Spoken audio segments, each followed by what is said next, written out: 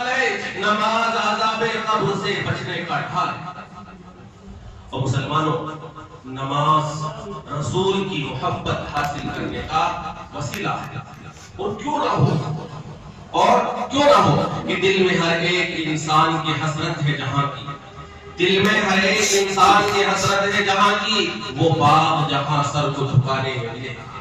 نماز سے ہی فیصلہ ہوتا ہے کون مسلم کون غیر مسلم، نماز سے ہی فیصلہ ہوتا ہے کون متقی کون غیر متقی، نماز سے ہی فیصلہ ہوتا ہے کون انسان کون شیطان، نماز سے ہی فیصلہ ہوتا ہے کون مسلم کون غیر مسلم۔ میں اپنی طرف سے نہیں کہتا بلکہ حدیث کے اندر موجود ہے، آپ صلی اللہ علیہ وسلم کا پاک ارشاد ہے، بین العبد و بین الکفر ترک الصلاۃ، کہ بندے اور کفر کے درمیان نماز کا ترک کرنا ہے۔ دوسری حدیث میں آتا ہے، من ترک الصلاۃ متعمدا فقد کفر، کہ جس نے جان بوجھ کر نماز کو ترک کیا گویا اس نے کفر کیا۔ ایک حدیث میں آتا ہے، قرۃ عینی فی الصلاۃ، کہ میری آنکھوں کی ٹھنڈک نماز میں ہے۔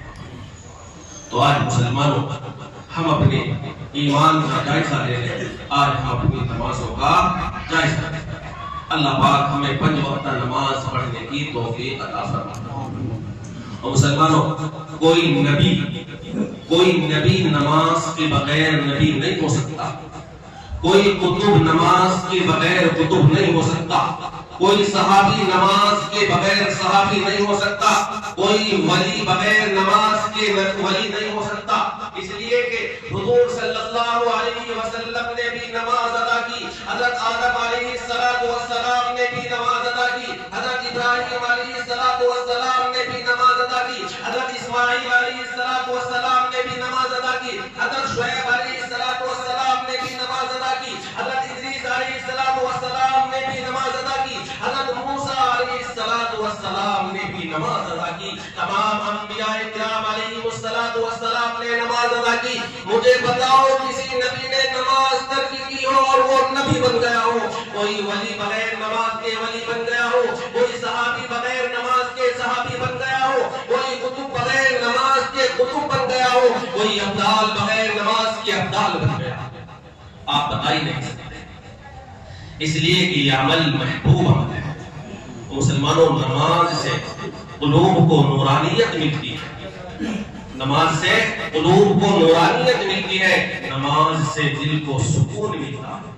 اور نماز اس وقت چراغ کا کام کرتی ہے جہاں چاروں سمت اندھیرا ہی اندھیرا ہو، یعنی قبر میں، ورنہ تو ہمیں سب کو ہے نا، قبر میں تو سب کو جانا، تو نماز اس وقت چراغ کا کام کرے گی جہاں چاروں ہی سمت اندھیرا ہو گئے، قبر۔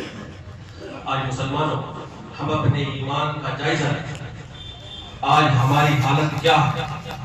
آج ہم مسجدیں تو خوب عالیشان بنا ڈالتے ہیں، مسجدیں تو خوب سوار ڈالتے ہیں، لیکن مسجد ذکر اللہ سے خالی نظر آتی ہے، مسجد نمازیوں سے خالی نظر آتی ہے۔ بہت سی عالیشان مسجد ویران اور قبرستان نظر آتی ہے کہ مسجد تو بنا دی پل بھر میں ایمان کی حرارت والوں نے، مسجد تو بنا دی پل بھر میں ایمان کی حرارت والوں نے، من اپنا پرانا پاپی تھا برسوں بھی نمازی بن نہ سکا۔ پہلے مسجدیں تھی کچی تو پکے تھے نمازی، آج مسجدیں ہیں پکی تو کچے ہیں نمازی۔ مسلمانوں، ہمیں مرنا ہے، مرنے کے بعد ہمارا حساب و کتاب ہونا ہے۔ حساب و کتاب میں ہم سے جو قیامت کے میدان میں سب سے پہلے سوال کیا جائے گا، وہ کیا جائے گا؟ نماز کا۔ اگر ہماری نماز صحیح نکل آئی تو باقی اعمال ہمارے صحیح نکل آئے۔ تو کل قیامت کے میدان میں جب نفسی کا عالم ہوگا، رب ہم سے سوال کرے گا کہ کل جہاں